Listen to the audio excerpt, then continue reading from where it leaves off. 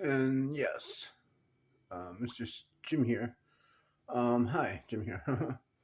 And today the topic is DEATH.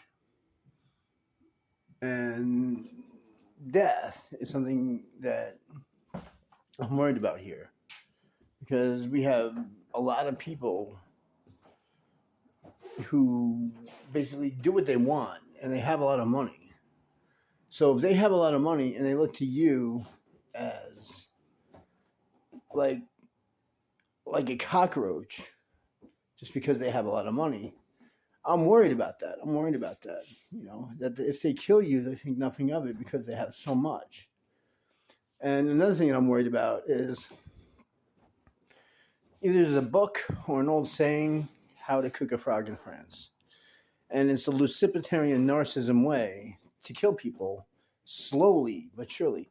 And it feels like with all the noise that I hear, like the $6 million man could rather say, the $6 million man, he could hear everything, and like so can the bionic woman. And they even had the bionic dog, which is German Shepherd, but the series didn't last too long. But I thought that was Nito Toledo. And then I was little, like, oh wow, a dog could save the world. Anyway, what I'm trying to say is that I'm worried for my life here sometimes because the empathetic versus apathy and the constant noise of the neighbors, it feels as though, am I going to be always able to take the pain of the constant noise, you know, like that's how they kill a frog in France, by putting it in somewhat lukewarm water and slowly adding the temperature until it's, well, until it's, rather say it's Christian death, as far as being an animal, or it could be another religion. Well, you know what I'm talking about. And what I'm trying to say, my friend, with all the negativity here, it's like cooking a frog in France as far as it slowly gets up to you. And I'm afraid, I'm going to have a myocardial infarction. And I'm afraid that, I'm afraid of a lot of things. And that could happen. My roommates are cool, but they're horribly treachery negative. But they don't advertise it. I'm very talkative. I talk with my hands. I have a vivid imagination, and I don't know. I don't know how long.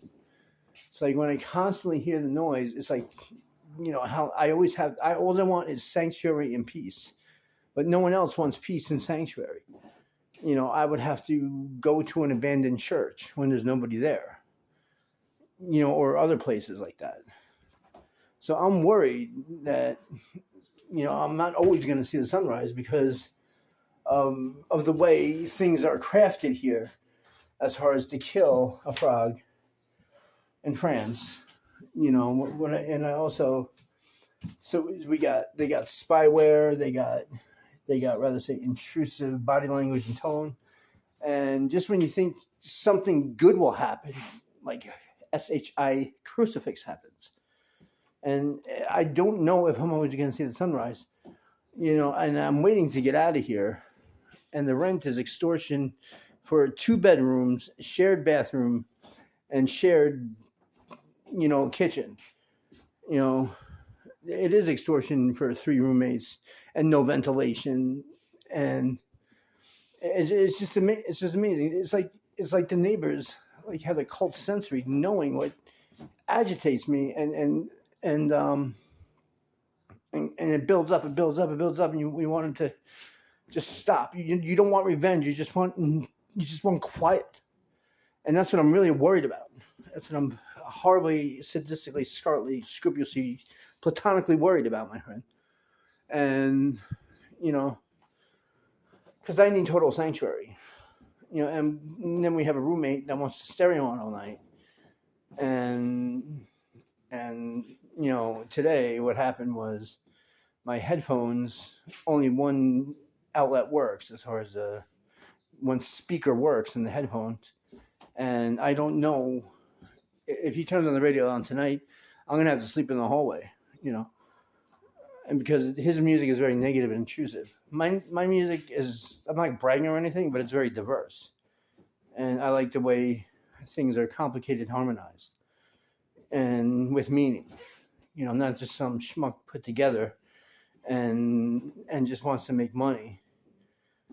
And you know, it's very ill-fated. It doesn't last like a lot of like songs that are relics. You know, it isn't album-oriented rock. It's very ill-fated and put together, you know, by just random nonsense. You know, I'm not, you know, I'm not putting anyone down, but I need sanctuary and peace, and I'm afraid, you know, like going back to the analogy to kill a frog in France. It gets to the point where like it's always like coming out of the woodwork where something has to bother you, and you're already trying to get over something else that's bothering you, and you're afraid that how are you going to react all the time when you can't, you know, when you can't rather say know when to fold them. You do your best to know when to fold them. So I knew I had to know when to fold them. So I was howling, like rather say, like if I was in a cemetery and I had the mark of the beast. But I tried to howl like not rather say too loud, but rather say through semantics of letters of chai and chi of soul energy to try to like emphasize what I was going through. And the staff was cracking up. He was like, well, I don't care if they crack up. I just want total silence. You know, I just don't like it here. I don't like it here. And rather say, you know, there's a lot of cool things about it here that I used to like, but I can't say that I'm having fun anymore. You know, the rent's too high for the bullshit we have to take. There's no ventilation. There's no proper ventilation, and it's always warm in here. And so you have to use like 3 glasses of water and sleep on top of the bed. You don't get cool air until rather say when they decide, you know, that the solstice is over of winter. And either way, it's I'm roasting in here, you know, and you can't walk down the hallway. You always have to be decent, and to wear those layers in the heat, you know, I just hate it. I hate it. I hate it. I hate it. I hate it.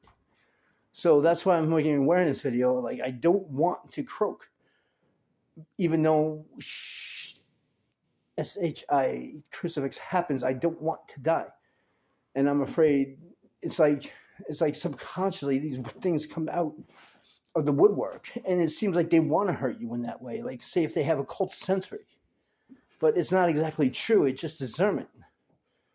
So if anybody wants to respond to what I'm saying, by all means, you can if you feel any similarities of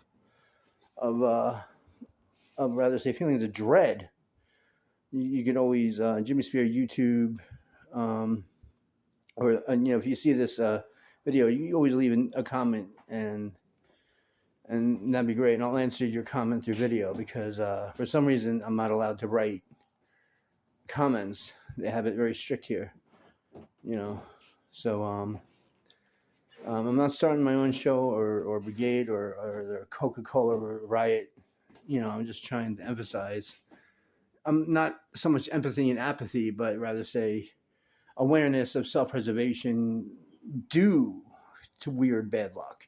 If anyone else is having weird bad luck, that they're afraid for their lives, you know, I'm summarizing it now, simplifying it, you know. Well, you're not alone. You're not alone.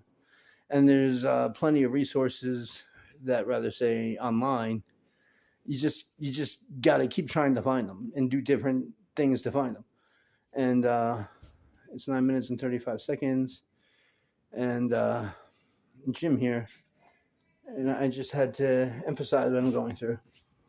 And okay, on that note, off like a prom dress, feel better, and know you're not alone. And au reservoir, they say. But I'm not Italian, but rather say. I'm mostly Irish and Scottish and British and German.